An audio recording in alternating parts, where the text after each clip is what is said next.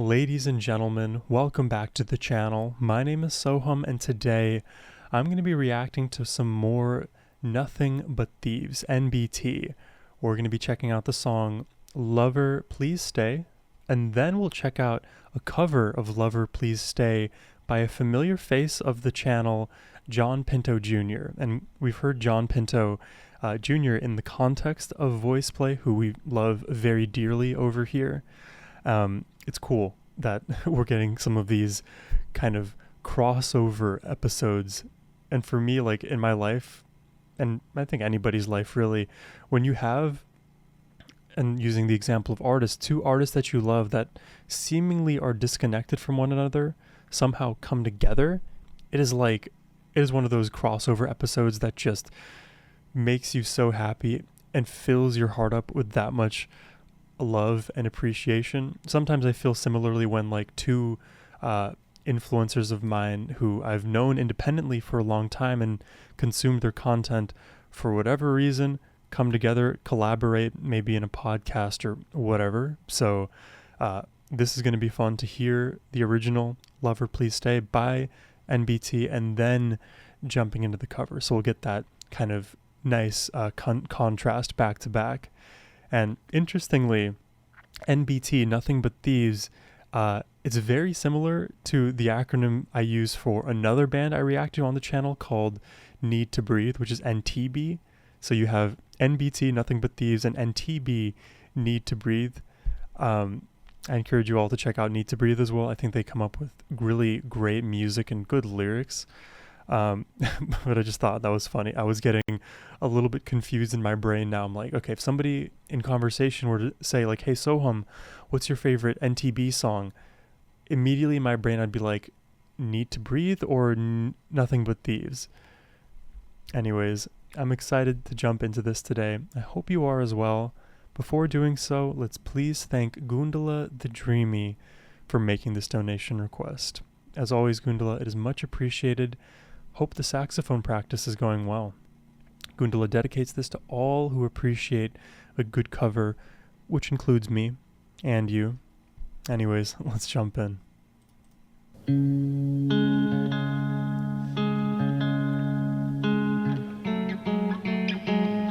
Oh God, immediately the guitar tone,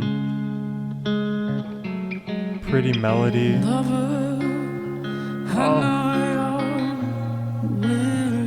Huh. As a tide from the night, lover, come to the kitchen. Dude, it's immediately so pretty. So am I. So take from me what you.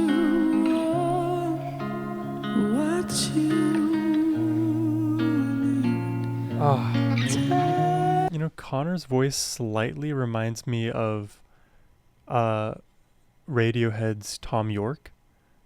Just very slightly, especially when he gets into that kind of breathy falsetto place. It's very pretty. What you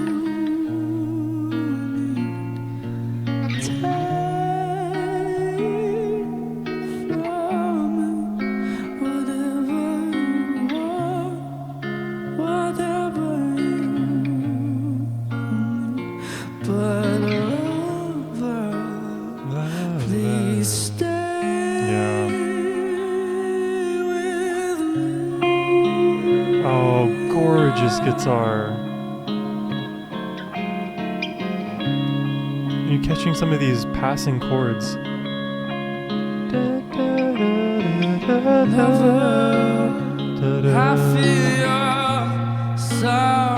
Oh, see, he's adding that gusto into it now. It's a little bit more forceful, a bit more in his chest voice.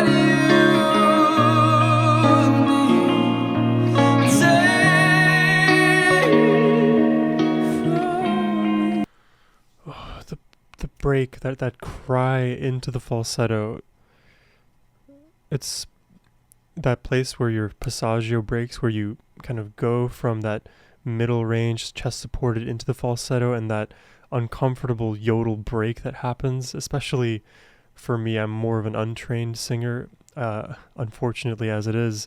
So oftentimes I have to practice within the session to even get my voice to a place where I can comfortably sing in falsetto.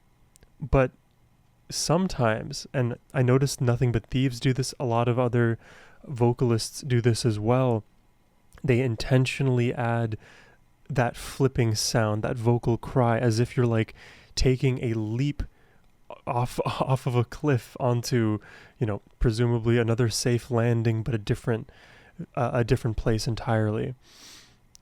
Crossing that divide in your voice. It is so pretty. It adds so much emotion, and it's real, Lover, please stay. Wow.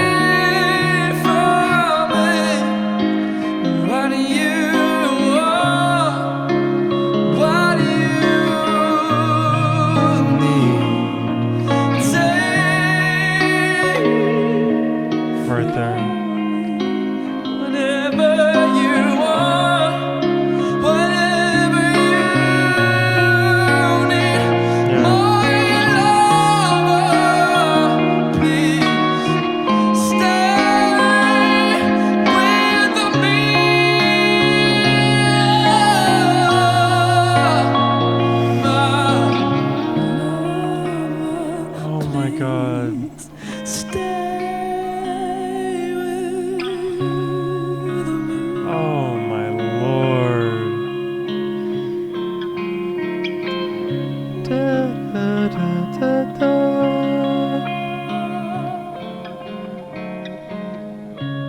Wow, it resolves on the major 3.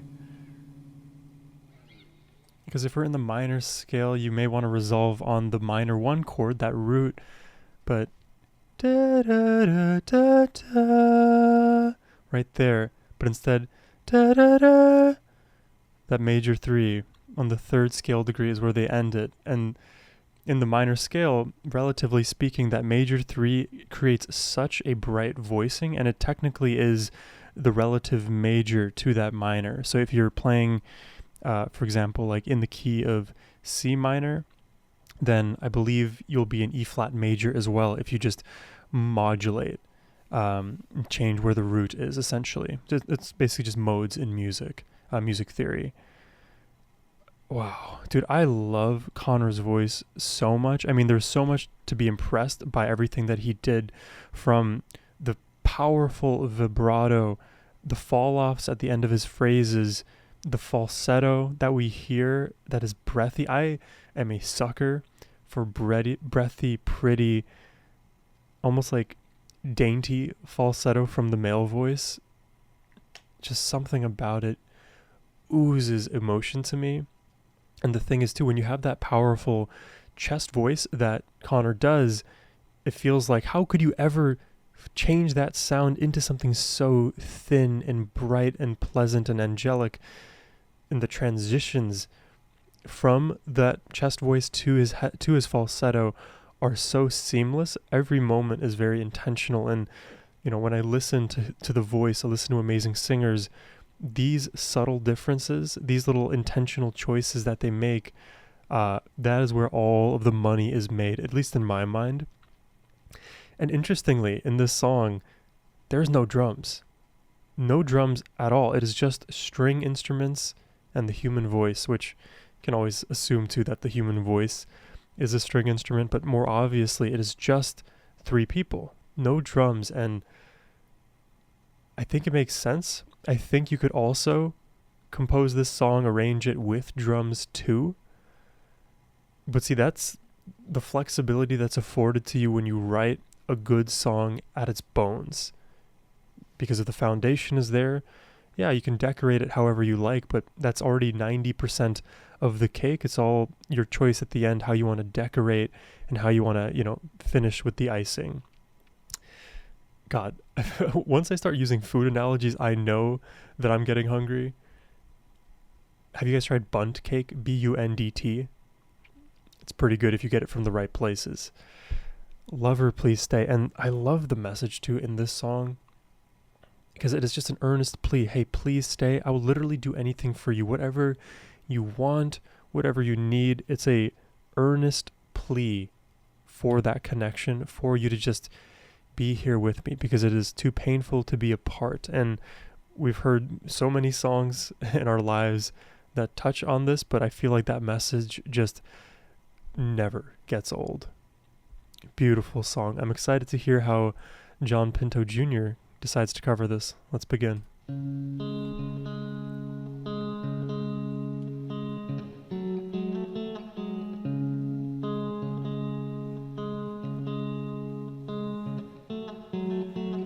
Lover, I know you're weary, eyes are tired from the night.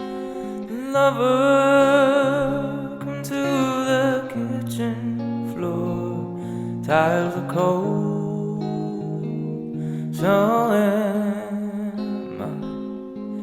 So take that falsetto, dude. what you want, what you need. And right there, he's like in his mix too, between chest and falsetto. From me, whatever you want, whatever you need. But lover, please stay with me. Oh wow, man. This is the song that can just be looped infinitely. It is that beautiful.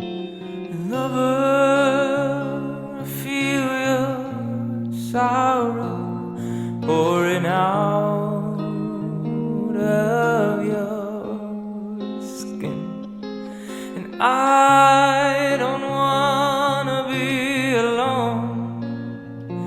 If I am tonight, I'll always be.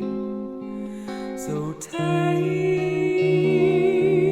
from me what you want, what you need. What I need is for John and Connor to do a duet with this song. I would also love to hear the song arranged with a female vocalist too, and see how a duet of Connor and that vocalist would sound. I think there are many potential clever ways to incorporate another voice here, because the lover, please stay, I am pleading to that lover, but maybe we could get a response in real time from the lover. What you need. He looks so at peace. Take from me whatever you want, whatever you need. But lover, please stay with me.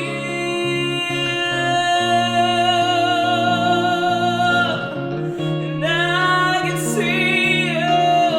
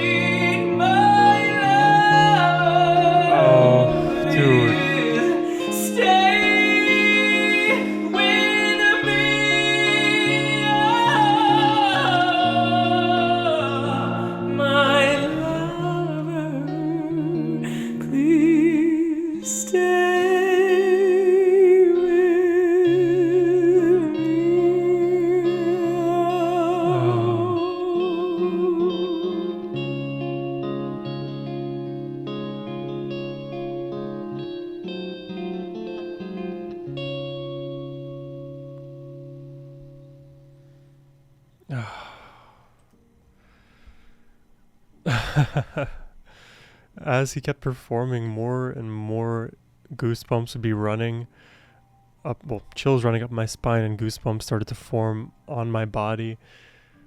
I mean, I just love emotional music sung beautifully, and he sat there just so comfortably, so at peace with himself, and he's just, again, pleading with the lover, I need you, please, please. The song, literally, lover, please stay. It's so, kind. I think, I had this thought the other day, and I don't know which reaction I shared it in, so I'm going to share it here as well. I think people, especially in the modern era as it relates to relationships and dating, are a little bit too nonchalant, if that makes sense. And I can give more explanation there. So there's this idea that you have to like be the prize and be the person who's being won over by the other, therefore pedestalizing oneself and intentionally adding less to the relationship dynamic because you don't feel like you have to. You feel like you are the one deserving of the praise and of the pedestalization, rather than showing your care outwardly for that person in a way that is truly authentic. Because if you care for another and you love them, then you're going to show it. And if your lover is going to leave for whatever reason, you're not just going to let them, slip through your fingers, because if you actually love them, you're going to fight for that love. You want to stay with that person. And this is why breakups are often so difficult and so emotionally charged. Of course, because it's a relationship and humans are emotional, but think about it. One person often has more love in practice than the other. This imbalance can happen to the extent that you're pleading with the other person to take me, to please just be with me, and you're putting yourself out there, and the other person, they may not feel the same way, and they're too nonchalant. They don't actually care about you, and then it shows with their actions. Now, there's a separate dialogue tree that I can go down around the idea of pleading with a lover. Should you have to plead for your lover to stay with you? Do you have to beg them? If you're at that point, isn't there something else that's like worse? Something else in the relationship that's going wrong? It's more of a symptom. And is it coming from your own insecurity? And the thing is, I'm also mentally in a place where like, it's not bad to have certain insecurities, because you don't want to lose somebody you love. You're of course going to be insecure in the feeling of losing that person. But forcing somebody to stay will never work. You can plead with them, you can compromise, you can try to figure things out and maybe ameliorate the situation. But if somebody doesn't want what you want, then let them go. Accept that reality and move on. Now, this song, it is so still romantic and emotional that I understand this perspective being sung by Connor and then here with John. But just, thoughts to think about, that's for sure. But this is a tremendously beautiful song, and I'm actually surprised at almost how similar John Pinto's version was in the cover. He pretty much stuck to the melody to the T. The backing track, right, the guitars, they were the same. There was no modification there that I could kind of pick up on. So interesting approach. Definitely John and Connor's voice have a lot more similarities than I had initially expected before going into this reaction. And one final thought before I let y'all go is I think that even the guitar work could be, and guitar work, the chords, the melody from the guitars could be modified slightly as well. Because of course we resolve to the major, you could resolve to the minor, you could try a dip into the darker realms in the harmonic minors. I think there are avenues for this song to be explored further, melodically. I don't think John attempted to really restructure the song in that kind of way. He was doing a more of a vocal performance, which makes sense and was excellent for sure. But now I'm just like putting on my own like perspective editor hat on. And strings, a little bit of bass, not too much. Some drums. I'm very interested to imagine the scenario where the song has drums. Anyways, I could get lost in my own thoughts if I talk endlessly, so I'm going to end it there. I hope y'all enjoyed the reaction. If you did and would like to request one yourself, you can always do so by clicking the first link down below. But as always, my friends, have a wonderful rest of your day. Take care and peace.